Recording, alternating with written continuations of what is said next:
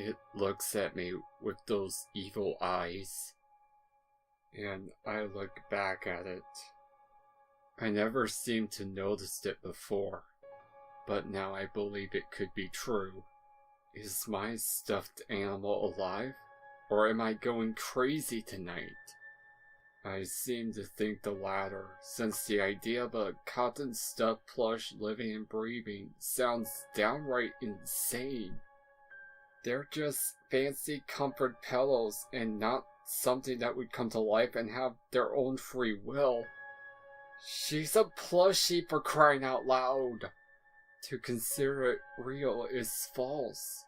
Yet every day I take it off the mantle and hold it close to me while the flames crackle and pop within the fireplace.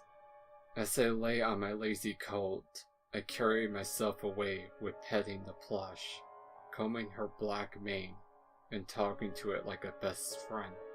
I treat this stuffed equine like she's another pony within my apartment, like it's an actual living thing. Oh, Celestia! I even given it a name. Its name is Fine Line. With its silver coat and sapphire blue eyes, it looks like another innocent, stitched together filly.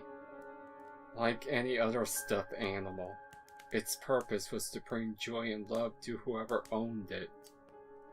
Fine Line was meant to be a furry ball of love and kindness. It displays that quality with a smile it wears on her cute little face. This thing seemed harmless, like it didn't have any quality that indicated towards something being wrong with it. But you'd be surprised. I can see it, yet no pony else could. Is it mad to say that this thing is trying to control me? That's absurd! Right? How can a lifeless object take over a fully living equine when it's only been inside my house for about a week? Is this a sign from the powers above that my own free will is a joke? Is it time for me to surrender it so another object may live? No! It can't be. Maybe. Just maybe. Is it cursed? I didn't seem to think so.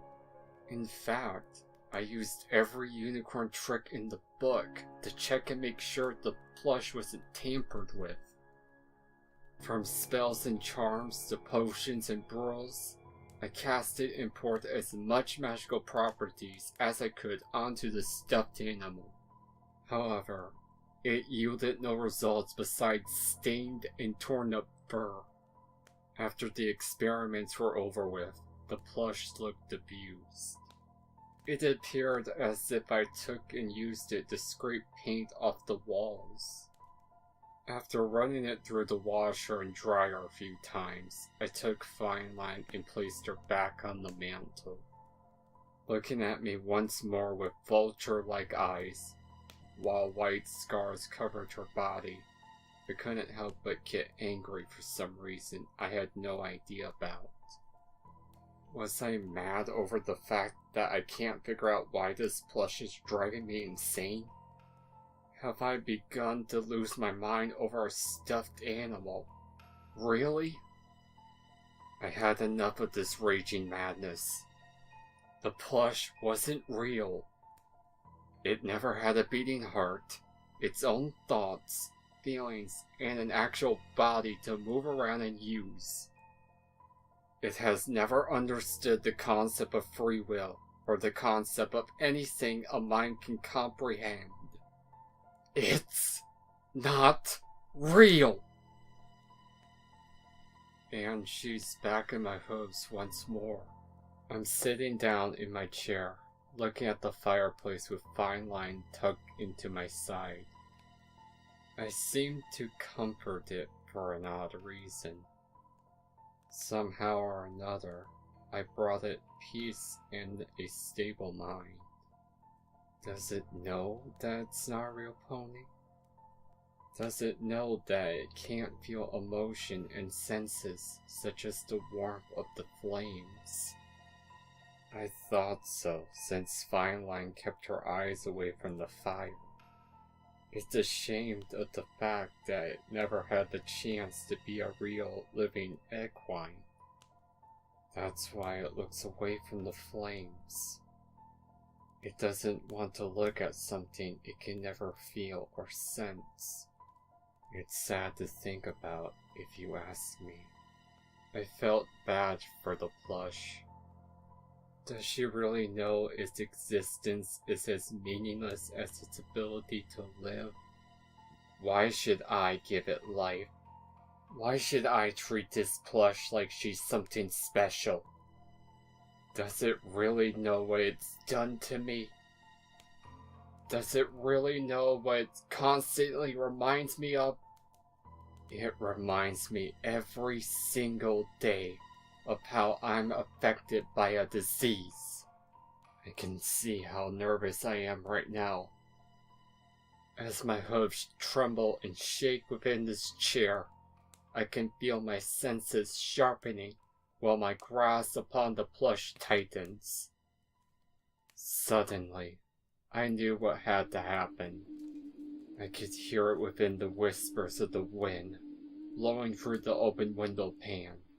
They coaxed me into a trance, telling me to get up and walk towards the fire. I took the plush and used my magic to levitate it within the air. As it hovered over my head, I took another step further until my front hooves were in front of the fireplace. I could feel the heat of the flames comforting my chest. With the fire burning within the sight of my eyes, I felt the anger within me once more. Looking up at the plush, I then knew what must occur. This is what the wind told me to do. I threw the plush into the fire. As I watched it burn, I could feel my own obsession over the stuffed animal leaving my mind. It's like I was purifying my own soul by throwing away and watching my sins be engulfed by the flames of Tartarus. Nevermore will I allow my compulsions to control my own will anymore. As the plush reduced to nothing more than ashes, my fixation upon it was finally gone. I couldn't feel the stuffed animal's temptation lurking over my body once more. The deed was finally done. And now, I'm free.